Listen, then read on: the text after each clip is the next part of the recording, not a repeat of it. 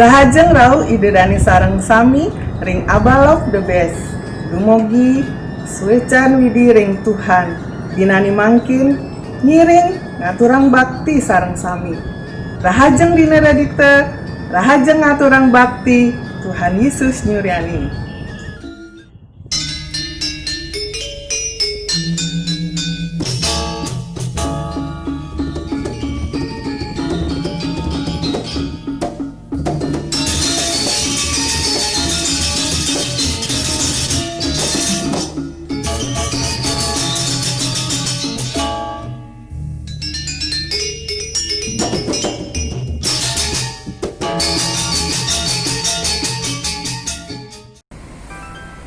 Selamat pagi Bapak Ibu Saudara yang dikasihi Tuhan. Selamat bertemu kembali dalam ibadah online hari ini tanggal 14 Juni 2020. Satu sukacita yang luar biasa kalau kita masih boleh beribadah bersama-sama dalam hari ini. Semua tentunya hanya oleh karena anugerah.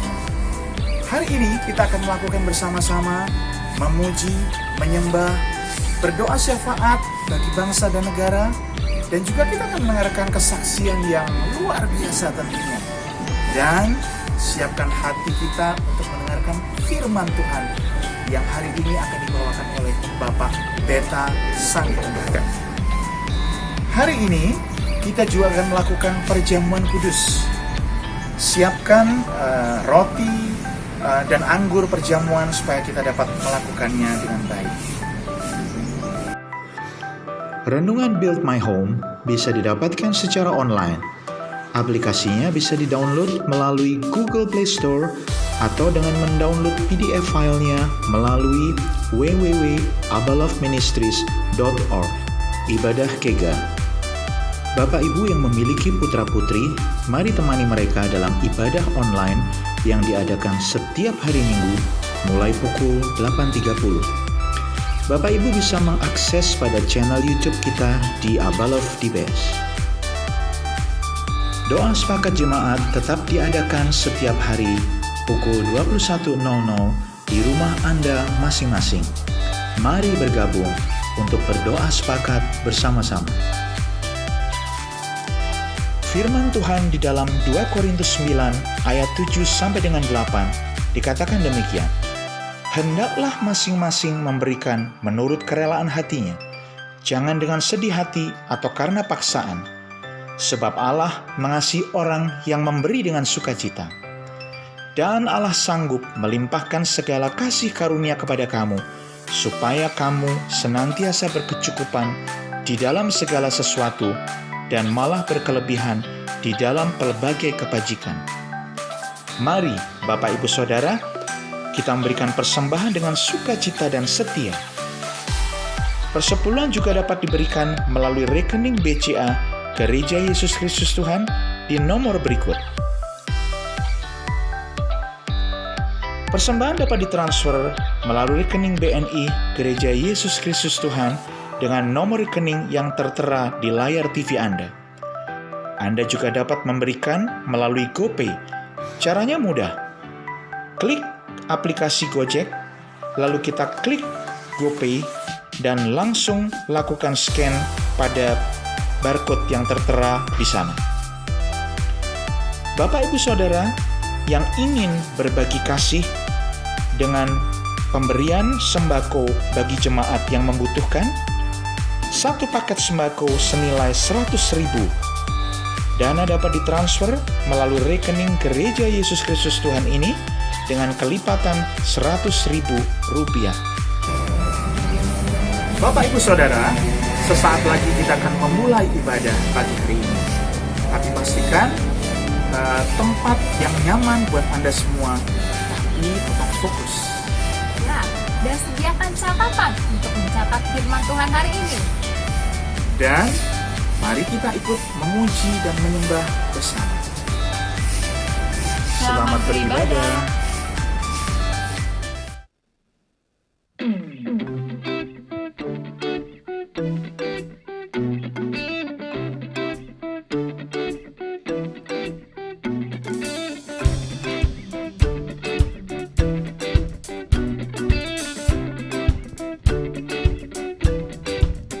Kasih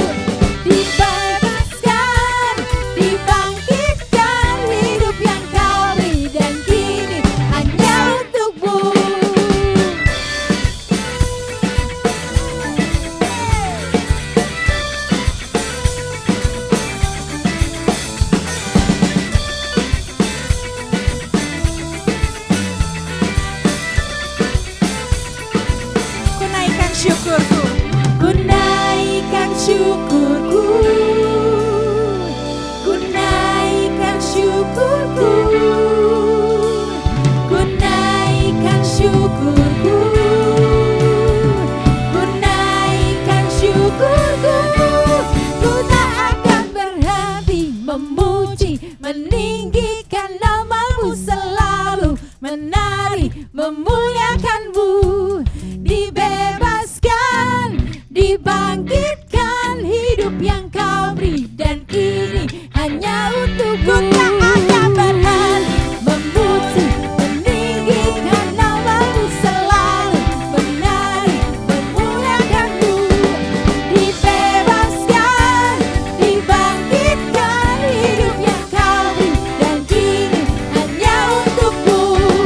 Dibebaskan, dibangkitkan, hidup yang kau beri, dan kini hanya untukmu. Hidup yang kau beri, dan kini hanya untukmu. Haleluya, haleluya, haleluya.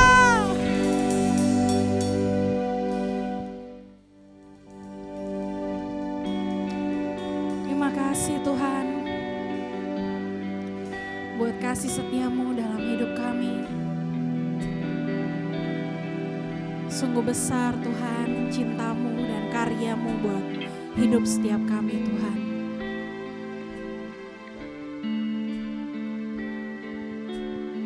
Sungguh indah kasih-Mu Tuhan, sungguh besar pengorbanan-Mu buat hidup kami. Hari ini kami mau menyembah-Mu Tuhan, kami mau masuk ke hadirat-Mu, kami mau datang ke hadapan-Mu Tuhan.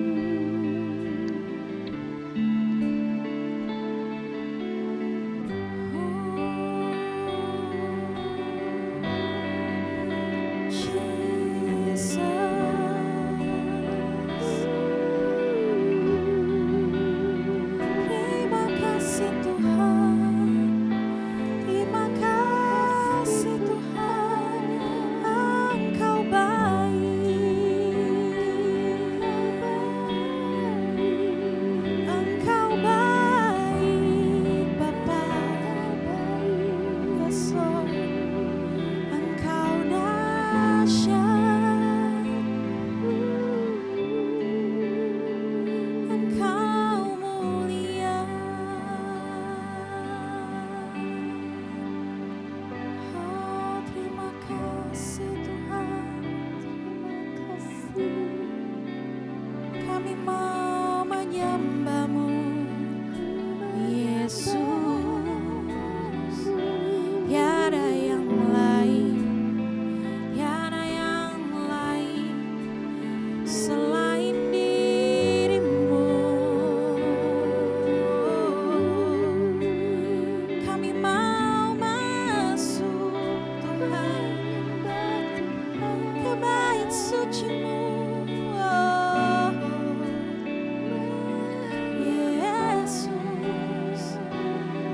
Oh, terima kasih Tuhan, Engkau yang layak disembah. Sungguh besar pengorbanan-Mu bagiku, terlalu dalam untuk dimengerti. Sungguh besar, sungguh indah yang Kau pikirkan tentangku, tak terselami bagiku. Sungguh indah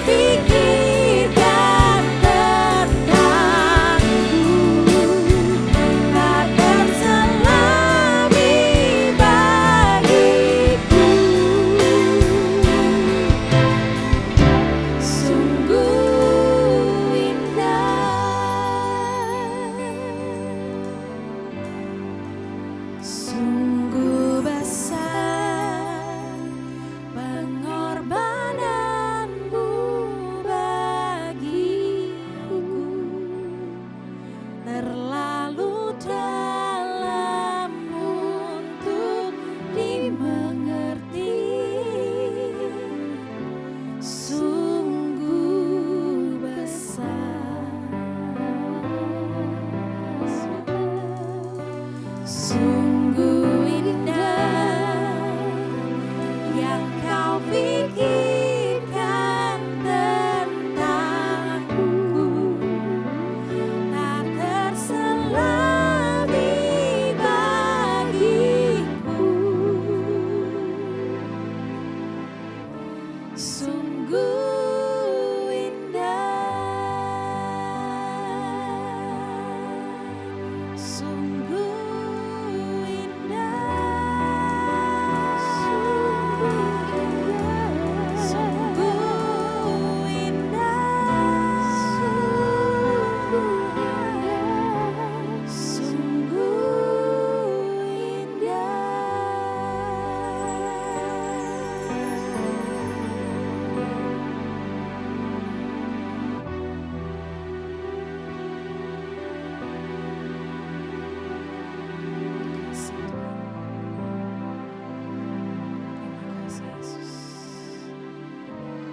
Amin.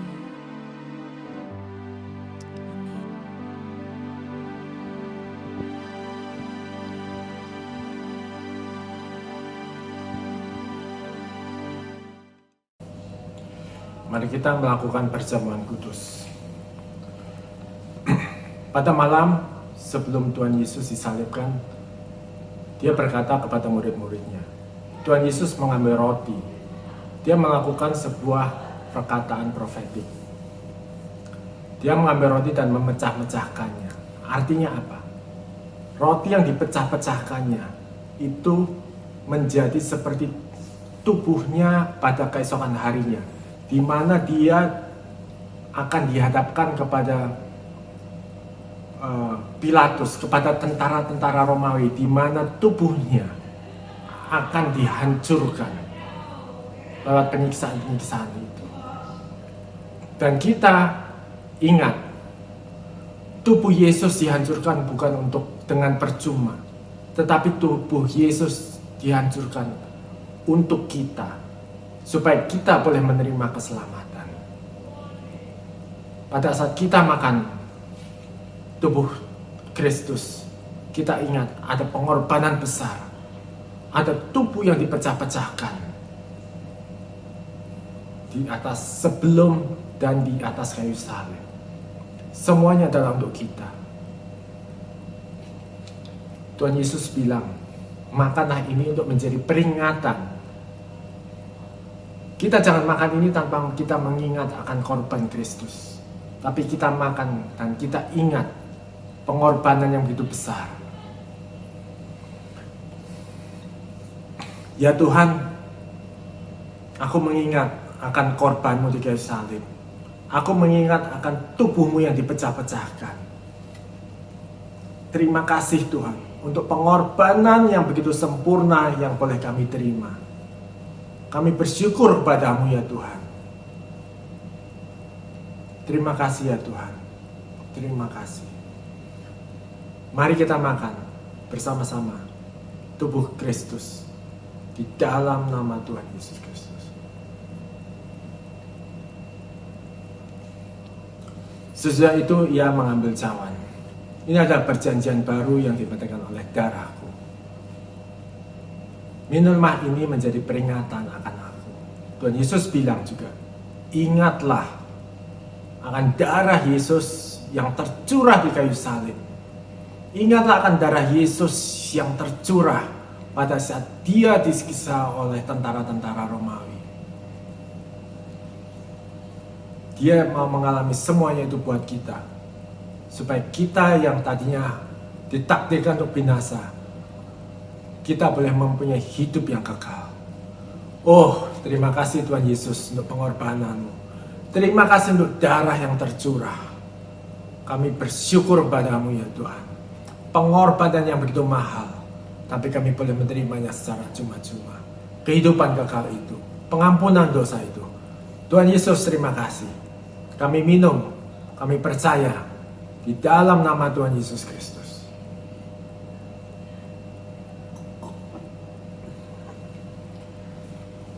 Terima kasih Tuhan Yesus. Semuanya sudah menjadi genap. Engkau berkata semuanya sudah selesai. Yes, kami mengingat pengorbananmu dan kami mengingat betapa berharganya kami.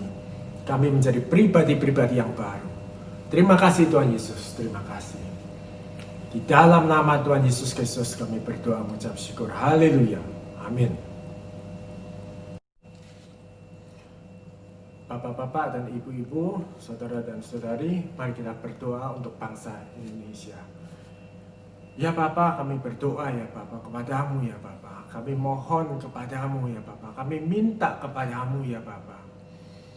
Di tengah COVID-19 ini, kami minta kepadamu uluran tanganmu. Engkau berkemurahan kepada kami, kepada rakyat Indonesia, kepada bangsa Indonesia.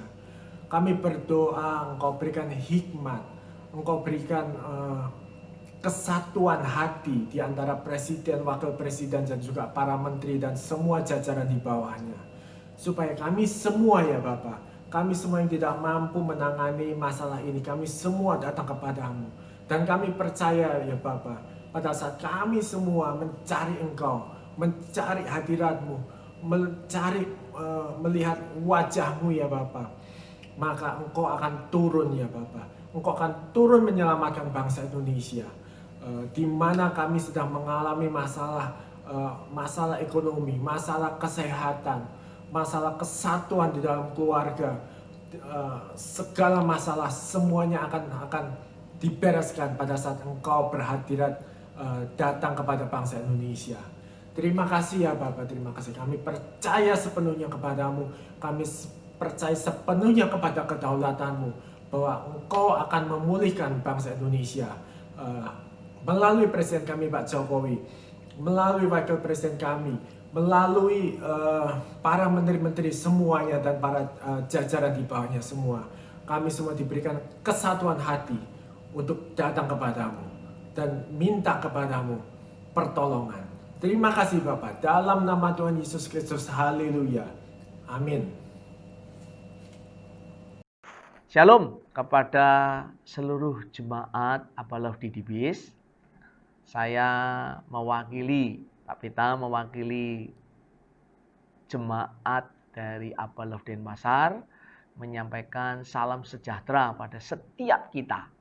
Bapak Ibu Saudara sekalian, hari ini saya berterima kasih kepada setiap para penatua yang memberikan saya kesempatan untuk menyampaikan isi hati Allah tentang apa yang Tuhan ingin kerjakan pada hari-hari ini. Saya tahu situasi COVID-19 atau virus corona ini betul-betul memberikan dampak yang luar biasa pada setiap kehidupan. Bukan hanya teman-teman di Jakarta, di Bali apalagi ya, kota pariwisata. Bahkan di Indonesia atau di bangsa-bangsa, tetangga-tetangga kita Singapura, Malaysia, ya, bahkan negara Australia, Amerika, Eropa, Afrika, ngalami semua. Ada puluhan negara yang terkena. Khususnya dampak secara kesehatan, bahkan tingkat kematian. Selain itu juga dampak itu terlihat dalam proses ekonomi. Ekonomi, kesehatan itu betul-betul mengalami. Itu yang terlihat, yang kasat mata. Tapi saya melihat dampak COVID-19 ini bukan hanya proses ekonomi dan kesehatan.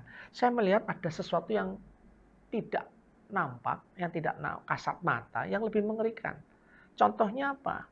Orang hari-hari ini mengalami ketakutan, khawatir, stres, sampai frustasi, sampai kreasi katanya. Saya menerima beberapa video orang-orang sampai mengalami gangguan mental.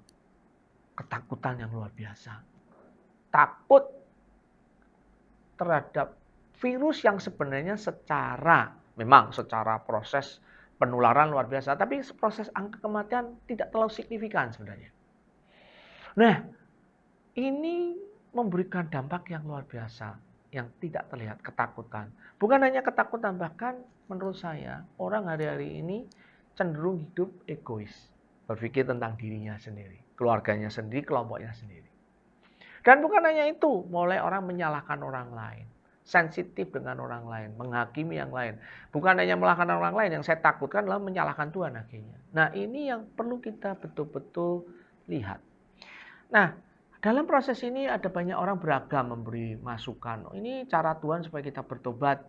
Ini mungkin ada beberapa konspirasi manusia supaya ada pemerintahan tunggal di dunia. Bapak Ibu, saya ingin mengingatkan, saya tidak ahli di sini, tapi paling tidak saya memberikan fondasi yang tepat dulu. Bahwa COVID atau virus corona ini bukan dari Tuhan. Jelas sekali. Ini bukan rencana Tuhan. Tuhan tidak pernah merencanakan memakai ini supaya orang bertobat. Dia punya cara untuk menyatakan kekuatan kasih-Nya untuk supaya orang bertobat. Nah, kenapa? Karena di sini sudah membunuh, sudah menakutkan. Dan saya percaya kalau Tuhan sampai di sini jadi kutuk, Tuhan tuh bisa merubah menjadi berkat menurut Nehemia 13. Apalagi kalau kita membandingkan dengan kitab Roma 8:28. Allah merencanakan terbaik buat orang-orang yang mengasihi Dia, memberikan yang terbaik. Nah, tapi saya mempercayai justru dari pandemi ini, virus ini, saya percaya Tuhan mengizinkan, dalam permisif Tuhan, Tuhan mengizinkan supaya terjadi rencana Allah, supaya gereja kita, orang percaya, jadi berkat. Menjadi terang, menjadi berkat buat yang lainnya. Nah, ini yang perlu kita sadari. Bukan dari Tuhan, situasi ini terjadi karena hal-hal pekerjaan iblis atau apapun juga namanya, tapi Tuhan memakai untuk kebaikan, untuk kemuliaan namanya, melalui kita orang percaya. Nah, ini perlu. Nah, saya percaya justru dalam situasi ini ada dua respon yang bisa terjadi. Yang pertama responnya adalah kita ini sebagai korban. Waduh, saya ini korban. Saya ini victim. Tapi ada respon yang baik yang saya harap untuk setiap kita jemaat ya Beloved adalah kita adalah sebagai pemenang. Dengan situasi ini kita muncul sebagai pemenang sehingga kita bisa menjadi berkat buat yang lain. Kita menjadi victory. Ya, beda ada victim dan victory. Dan saya percaya justru di dalam situasi yang sulit justru ada yang namanya the real champion. Pemenang sesungguhnya. Bapak Ibu Saudara sekalian, izinkan saya mengingatkan proses ini. Di dalam masa pandemi ini ada tagar yang bagus. Tagar yang pertama disebut stay healthy and stay at home. Nah, saya ingin mengingatkan ini, saya kira kata-kata nubuatan yang bagus. Mari kita tetap stay healthy. Kita tetap sehat. Tapi sehatnya bukan sembarang sehat. Sehat seutuhnya. Seutuhnya apa? Bukan hanya fisik. Pakai masker, cuci tangan, social distancing bagus. Atau physical distancing bagus. Tapi sehat bukan hanya fisiknya. Tapi sehat jiwanya. Pikirannya, perasaannya, kemauannya. Sehingga kita tidak menjadi manusia egois.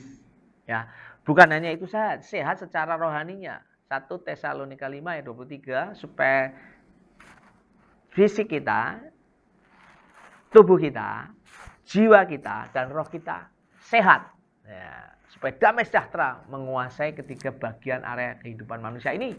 Nah, Bapak Ibu, mari kita menjaga kesehatan fisik, jiwa, pikiran, perasaan kita, dan roh kita.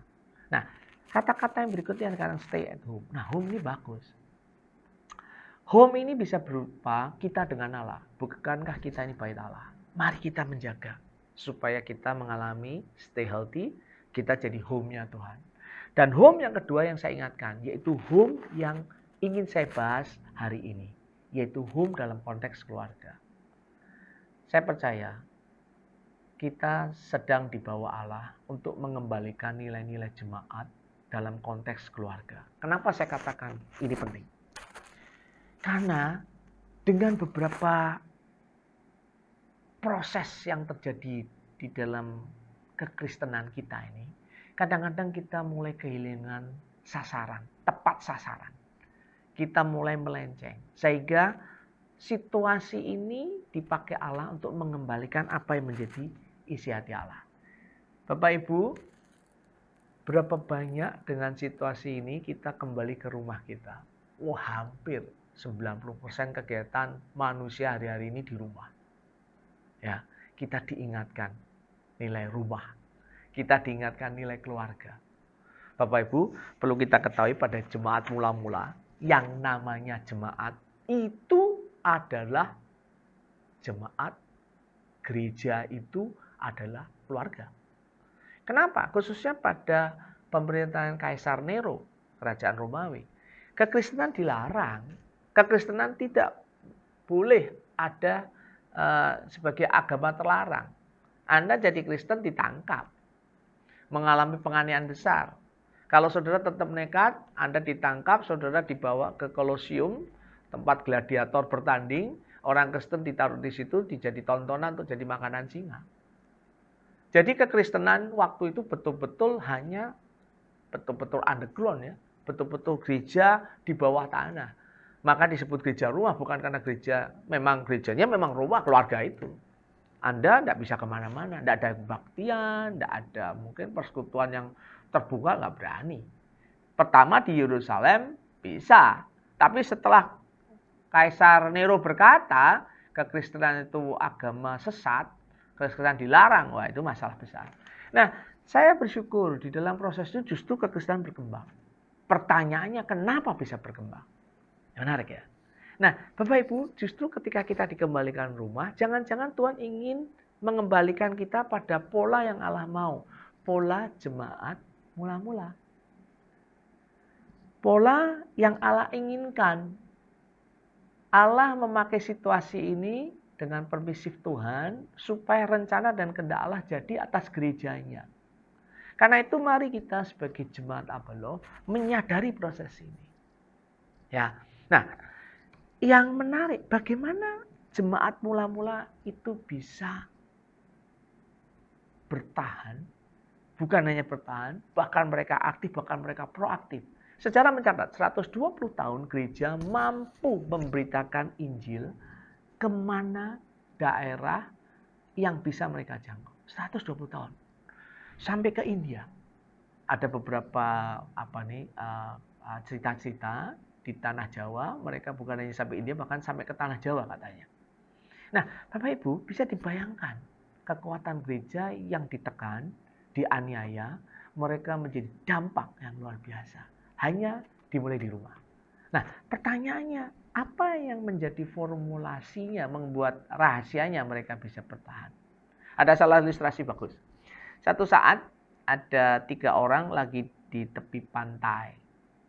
Ada seorang melihat 3 orang lagi di tepi pantai.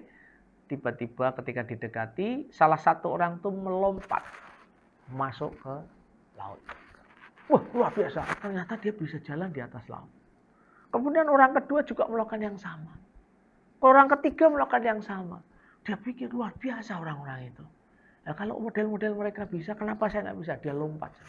Waktu lompat, ternyata apa? Tetap dia terjebur di laut itu. Untung 3 orang itu menolong. Nah 3 orang itu dia bilang, loh kok kalian bisa ya mengambang di laut? Kalian bisa ya berjalan di atas laut? Orang 3 itu senyum-senyum. Kita tidak berjalan di atas laut. Kamu tidak lihat di sini ada patokan-patokan, ada tempat pijakannya. Nah Bapak Ibu, kenapa kita tenggelam di dalam suasana pandemik ini? Ada ketakutan, ego, menyalahkan Tuhan, menyalahkan orang. Kenapa? Kita tidak masuk dalam patokan-patokan seperti 3 orang tadi. Ya, izinkan saya mengingatkan. Kisah Rasul 2, 41-47. Kisah Rasul 4, 32 sampai 37 adalah patokan-patokan jemaat mula-mula. Mereka bisa menjadi berkat. Mereka bisa menjadi pemenang. Mereka bisa menjadi real champion di dalam situasi yang sulit waktu itu. Menurut saya lebih sulit dari zaman-zaman kita ini. Tapi sejarah membuktikan luar biasa. Ada beberapa rahasia. Patokan-patokan. Nah, yang pertama kalau kita nanti membaca di dalam Kisah Rasul 2 ayat 41-42, saya bacakan 2 ayat, yang lainnya nanti bisa dibaca sendiri di rumah. Ada kata-kata yang luar biasa bagaimana jemaat mula-mula mereka bisa bertahan dalam situasi seperti itu. Berkata demikian. Orang-orang yang menerima perkataannya itu memberikan diri dibaptis, pada hari itu jumlah mereka bertambah kira-kira 3.000 jiwa. Dari 500 katanya jadi 3.000 jiwa. Kenapa? Mereka bertekun dalam pengajaran rasul-rasul. Pertama. 2. Dalam persekutuan. Dan selalu berkumpul untuk memecahkan roti dan berdoa. Saya ulang, mereka bertemu dalam pengajaran rasul pertama. Kedua, dalam persekutuan. Dan mereka selalu berkumpul untuk memecahkan roti. Yang keempat adalah berdoa. Kalau Bapak nanti Ibu melihat proses berikutnya, ketika mereka melakukan proses itu terjadi mujizat, terjadi orang-orang melakukan pekerjaan yang luar biasa. Bahkan mereka sampai menjual hartanya, mereka hidup berbagi buat yang lainnya. Itu luar biasa. Nah, ada 4 hal yang ingin saya ulas secara singkat. Kenapa mereka kuat? Kenapa mereka menjadi dampak? Kenapa mereka bisa bersaksi? Karena pertama, mereka hidup dalam pengajaran rasul-rasul. Mereka hidup di dalam apostolic teaching, bukan pastoral teaching. Pastoral teaching adalah selalu coba menghibur, untuk mengerti situasi kita. Ya, situasi kita nih, ya kita mesti baik, kita mesti bersyukur. Tidak hanya sekedar bersyukur, bukan hanya bertahan, tapi apostolic teaching adalah kita bukan hanya bertahan, kita aktif bahkan proaktif. Justru dalam situasi ini kita tidak baik kita bertahan, baik kita memikirkan ekonomi kita, baik kita menjaga kesehatan dia, tapi tidak sekedar itu. Bagaimana kita menjadi berkat, bagaimana kita keluar menjadi berkat buat yang lainnya, buat orang di sekitar kita. Nah, tadi saya ingat pengajaran rasul-rasul itu tidak diajarkan kepada orang lain dulu. Karena apa? Konteks gereja waktu itu dimulai di dalam rumah. Jadi ayah memimpin keluarganya untuk anak-anaknya, untuk di keluarganya mengerti tentang pengajaran rasul-rasul. Ingat, stay at home buat saya itu kata-kata nubuatan. Gereja hari ini lupa dengan rumahnya. Rumah dalam koridor kita sebagai bait Allah, oke. Tapi rumah dalam arti terkecil komunitas kita. Bapak Ibu izinkan saya mengingatkan ketika kita di rumah, mari kita ajarkan tentang pengajaran rasul-rasul pada keluarga kita. Saya mengingatkan kepada kedua anak saya bahwa hidup dia bukan tentang hidup dia sendiri. Hidup dia tentang Allah dia. Anak saya yang satu ADHD autis, yang satu baru lulus SMA. Saya memastikan pengajaran rasul-rasul masuk dalam kehidupannya. Tidak mudah. Mereka berkata itu papi, itu mami, itu bukan saya. Memang bukan. Tapi saya ingin mengatakan engkau bagian dari keluarga ini, engkau ada di rumah saya, memastikan kita tahu tentang pengajaran rasul-rasul. Hidup berfokus pada kerajaan Allah. Itu pengajaran rasul-rasul. Hidup berfokus kepada Tuhan, bukan dirimu, bukan keluargamu. Yang kedua, persekutuan. Pastikan setiap kita punya persekutuan yang baik. Hal yang menyedihkan di dalam proses pandemi ini bukan hanya ekonomi kena, bukan hanya sakit penyakit. Tapi saya mendengar bahkan angka KDRT, angka perceraian, konflik tinggi. Menarik. Nah, Bapak Ibu, saya berpikir gereja mulai kehilangan esensinya. Gereja kehilangan terang dan garamnya. Karena apa? Karena kita kehilangan persekutuan. Bolehkah saya mengingatkan hari ini waktu yang tepat untuk kita membangun persekutuan dengan istri kita, dengan anak kita. Sebelum kita melakukan hal yang lain. Pastikan proses ini kita gunakan dengan baik. PSBB yang terjadi di Jakarta adalah cara yang baik untuk membangun persekutuan. Nah, mulai dari keluarga nanti kita bisa lihat bagaimana dampaknya akan mempengaruhi keluarga yang lainnya. Persekutuan dimulai dari itu. Yang ketiga dikatakan mereka memecahkan roti. Saya percaya memecahkan roti kalau Pak Edi, mungkin Pak Edi minggu depan yang mengajar atau Pak Edi sedang mengajar tentang jemaat mula-mula. Dikatakan memecahkan roti ini bisa berarti dia perjamuan kudus dan makan bersama. Nah, yang ingin saya sampaikan adalah begini. Tujuannya apa? Tujuannya adalah mereka makan bersama, ingin mengenang tentang kematian Yesus. Apa yang ingin saya sampaikan? Bagian pola yang ketiga mereka, patokan yang ketiga mereka lakukan adalah mereka hidup di dalam fokusnya adalah salib. Kekristenan pada waktu itu artinya apa? Artinya kematian. Lu jadi orang Kristen artinya mati. Lu jadi orang Kristen artinya siap jadi martir. Lu jadi orang Kristen siap gak hidup. Nah ini hari ini berbeda hari-hari ini. Kita ganti kekristenan kita dengan kata-kata lainnya. Saya tidak anti berkat. Saya senang diberkati. Dapat uang 2 miliar senang ya. Tapi nilainya orang Kristen pada waktu itulah kematian. Mari kita ingatkan pada keluarga kita, orang-orang di sekitar kita. Nilai kekristenan kita adalah kematian. Kemuliaan. Tidak ada kemuliaan tanpa kematian dan salib. Saya harus mengatakan ini. Kita dikembalikan kepada proses Allah tentang proses bagaimana salib itu penting. Yang keempat, tentang berdoa. Kalau saudara melihat doa ini bukan hanya doa. Ingat, apostolic teaching. Nah menurut saya ini doanya bukan hanya sekedar doa. Menurut saya apostolic prayer. Doa yang supaya kita jadi berkat. Supaya kita diutus. Apostolik kan diutus. Supaya kita menjadi berkat buat orang lain. Tidak salah kita mendoakan kebutuhan kita. Tidak salah kita mendoakan apa yang sedang menjadi perjuangan kita. Tapi baik sekali kita mulai berdoa. Keluarga kita ajak berdoa untuk yang lainnya. Mengajar anak-anak kita berdoa bukan untuk hidupnya sendiri. Tapi untuk orang lain. Bapak Ibu, ketika 2,5 bulan kami mengalami ini. Saya bersyukur kualitas doa dalam kehidupan keluarga kami, anak-anak kami meningkat. Kenapa?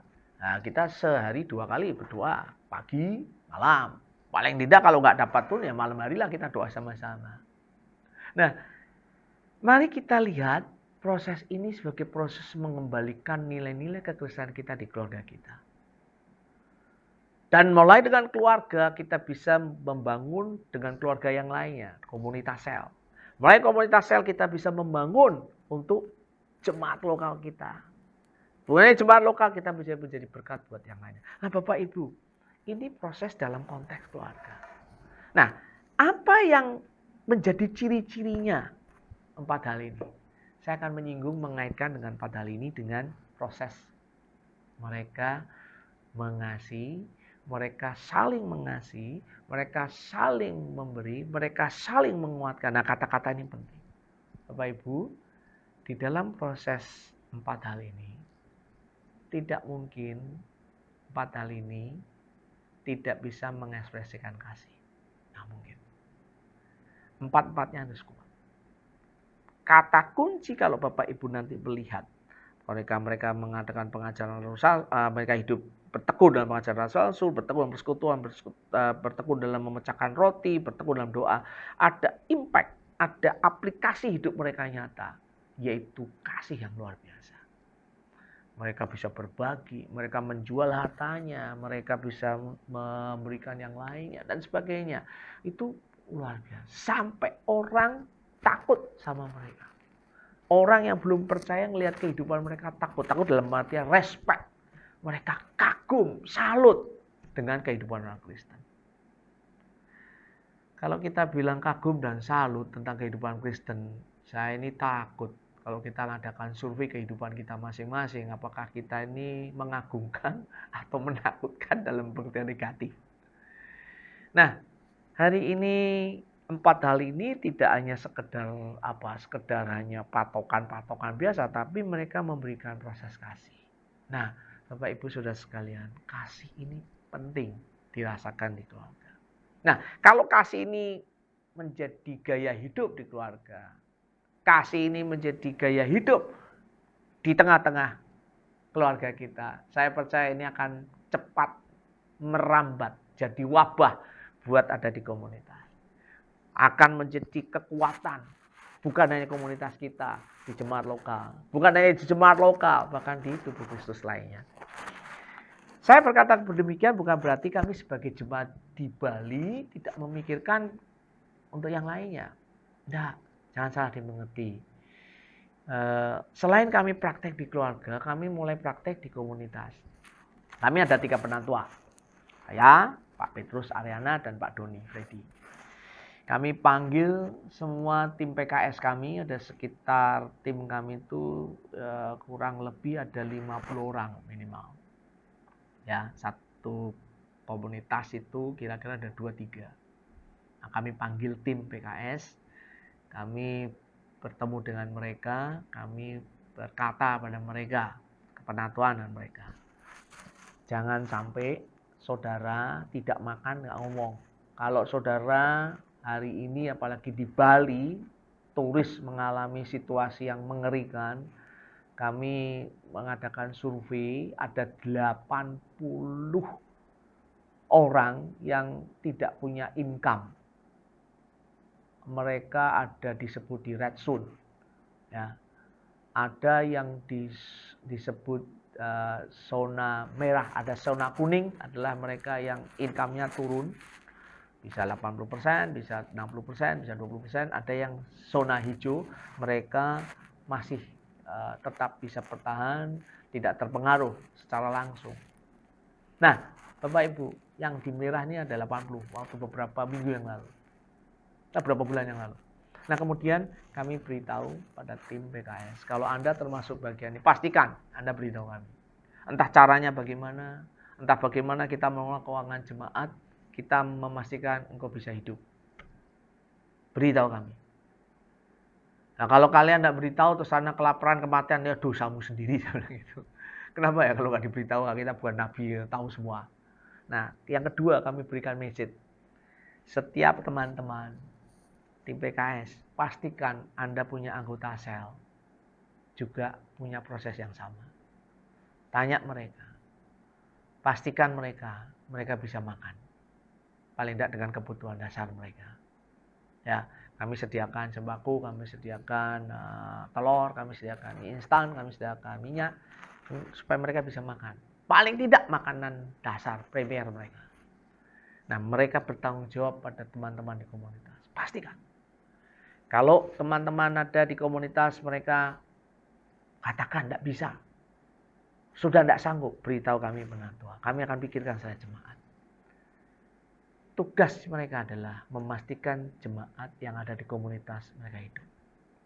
Dan saya bersyukur sampai hari ini saya belum pernah dengar jemaat satupun dari data yang masuk 317 orang, ya, itu mereka kekurangan. Kenapa saya katakan data ini cukup terwakili? Karena ibadah kami itu rata-rata setiap minggu itu 300-an. Padahal biasanya waktu dulu sebelum pandemi rata-rata yang ibadah cuma 270. Ingat, kami melakukan ibadah itu rumah per rumah. Kami pastikan, mulai komsel pastikan mereka beribadah. Nah, Bapak Ibu, kami melihat ketika kami melakukan patokan, fokus pada pengajaran Rasul-Rasul, menjadi berkat, berfokus pada persekutuan, saling memperhatikan, berfokus kepada kita mau berkorban, kita mau melihat teladan Kristus di kayu salib, kita mau berkorban bersama, berfokus dengan kita saling mendoakan, dan Tuhan menolong dengan luar biasa. Saya melihat Tuhan bekerja dengan ajaib. Bahkan ada beberapa tim mulai memikirkan untuk apa? Untuk mereka bisa jadi berkat. Jadi berkat apa? Membantu teman-teman yang tidak punya pekerjaan, membantu mereka bisa jualan, ya, bahkan dibuatkan promosinya, ya, dibuatkan sistemnya supaya mereka bisa di antara jemaat saling membantu, saling memberi produk-produk kita. Hampir 80% menjadi kebutuhan saya beli di antara jemaat. Ya, hebat. Saya lihat ini sesuatu yang luar biasa. Saya lihat ini sesuatu yang yang saya sebut dengan pola hidup perjanjian lama, perjanjian baru, gereja perjanjian baru, hidup pola dengan jemaat mula-mula. Nah, saya berharap ini bisa memberi masukan buat teman-teman, buat jemaat di Abalof di Jakarta. Saya percaya ketika kita melakukan proses ini, kita akan melihat bagaimana gereja memberi dampak yang luar biasa. Gereja memberikan dampak yang ajaib. Bapak Ibu, ingat, ketika kita mempraktekkan kasih itu memberikan kekuatan yang luar biasa.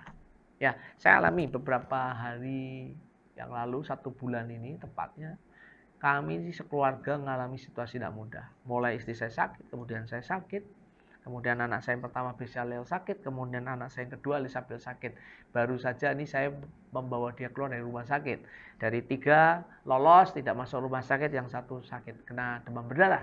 Dan saya melihat teman-teman bekerja dengan luar biasa. Teman-teman memberikan perhatian yang luar biasa. Teman-teman membantu saya.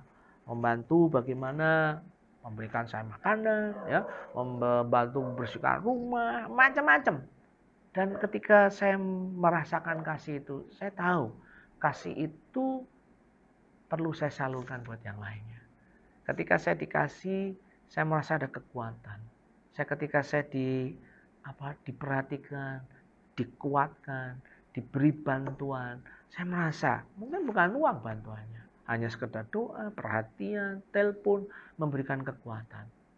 Saya percaya kalau saya aja pernah tua, diberi perhatian, dikuatkan. Bahkan teman-teman dari Jakarta, ada yang SMS saya, ada yang mendoakan, Pak Edilio mendoakan, beberapa rekan-rekan telepon langsung mendoakan, Kak Billy dari KTC mendoakan. Saya tahu ketika ada kasih mengalir, ada kekuatan. Itulah jemaat mula-mula. Saya mendorong, mari, proses pandemik ini memang mengerikan.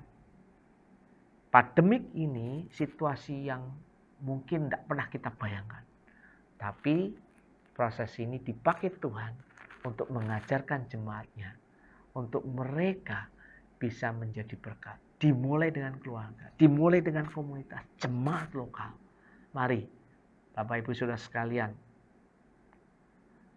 para orang percaya, gunakan proses ini supaya kemuliaan Tuhan dinyatakan.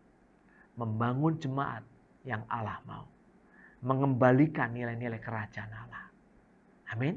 Di dalam nama Tuhan Yesus, saya percaya ketika kita melakukan proses ini, saya yakin, seyakin-yakinnya, kita bisa menjadi berkat.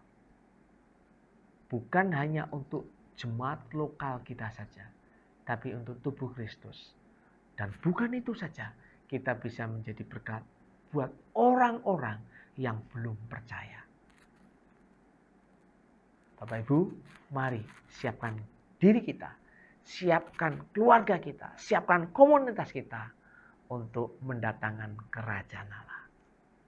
Wow, firman Tuhan yang luar biasa sudah kita dengarkan hari ini.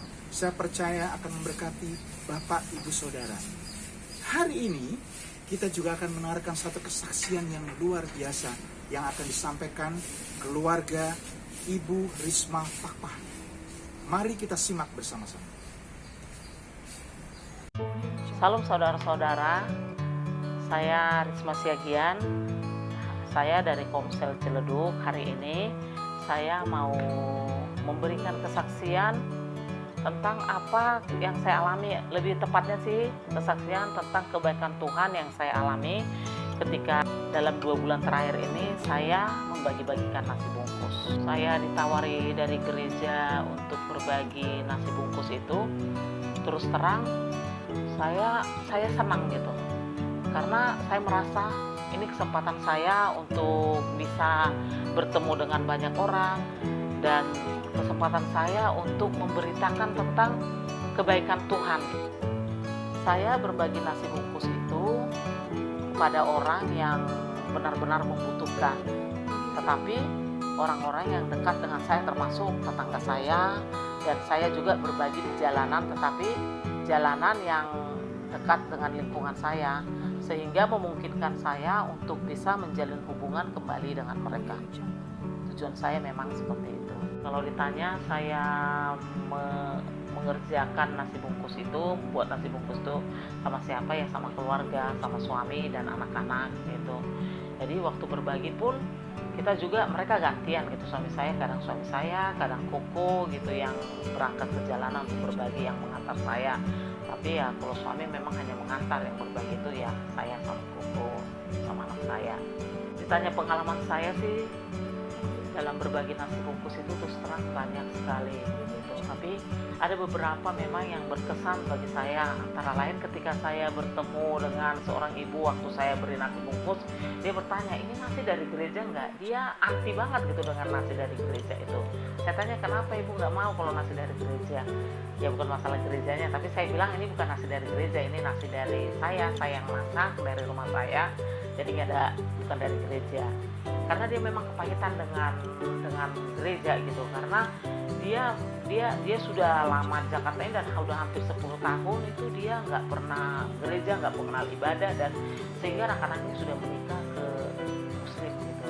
Tapi puji Tuhan sampai hari ini saya dengan ibu ini masih menjalin hubungan gitu, dan hari kedua gitu saya berbagi nasi bungkus, dia bilang sama saya kalau memang ibu terbeban untuk saya, ibu sayang sama saya gitu, tolonglah ibu bawa saya ke gereja, paling enggak anak saya bawa ke gereja katanya. Kalau saya sih terus terang kayaknya susah ke gereja karena saya cari uang hari Minggu itu, saya gilirannya cari duit untuk bayar kontrakan saya kan gitu. Tapi saya bilang kalau memang enggak ke gereja ibu bolehlah sama dulu ikut komsel, saya bilang. Dia bilang iya. Jadi setiap kali saya lewat dari situ, mereka selalu, ibu itu selalu nanya saya, kapan komselnya mulai, sudahkah mulai, kalau mulai saya jangan lupa diajak ya, seperti itu. Jadi ya itu salah satu yang berkesan di hati saya. Terus ada satu lagi, ketika seorang bapak itu waktu saya bagi nasi bungkus itu, saya bilang sama dia, Pak, Tuhan mengasihi bapak hari ini. Dia bilang, Tuhan nggak mengasihi saya bu gitu. Tapi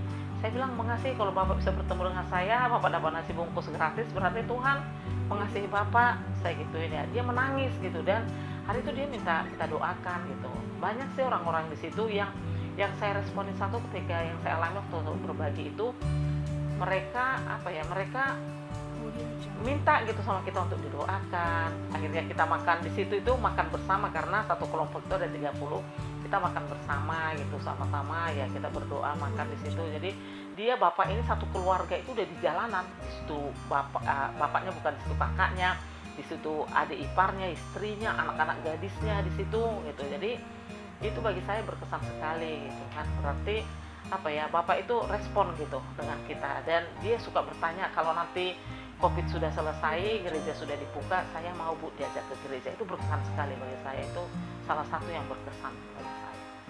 Merasa bersyukur gitu dalam saya berbagi nasi bungkus ini saya bersyukur sekali, karena saya jadi lebih lagi bersyukur dengan hidup saya gitu, dengan keadaan kondisi hidup keluarga saya gitu. Karena waktu saya berangkat di jalanan itu, saya banyak melihat bagaimana mereka menderita, bagaimana mereka menjalani kehidupan, mereka sudah tidak punya pengharapan, tapi ya saya masih ada pengharapan. Yang selama ini kan saya fokus dengan diri saya sendiri saja gitu. Jadi saya bersyukur sekali kalau dikasih kesempatan berbagi nasi bungkus, benar-benar saya sangat bersyukur. Dan saya juga melalui kesaksian ini, saya juga ingin berterima kasih buat saudara-saudara saya di Komsel gitu, karena selama saya berbagi itu, mereka lah tempat saya berbagi gitu. Apa yang saya dapatkan di jalanan, kemudian di Komsel saya bagikan gitu, dan mereka membekalin saya gitu. Jadi waktu saya berangkat ke jalanan itu, saya benar-benar sudah dibekali dengan ya saudara-saudara saya di Komsel, dengan PKS saya juga, apa yang harus saya lakukan, bagaimana saya melindungi diri saya, segala macam gitu. Jadi saya semakin kuat. Dan saya juga mengucapkan terima kasih untuk pemimpin Abalov, dan saya juga berterima kasih untuk semua orang yang terlibat dalam saya membuat nasi bungkus ini, yang support dananya. Saya sungguh sangat bersyukur. Saya sangat bersyukur mendapat kesempatan ini. Ini suatu anugerah yang luar biasa bagi saya. Terima kasih. Sekian ya, Tuhan Yesus memberkati.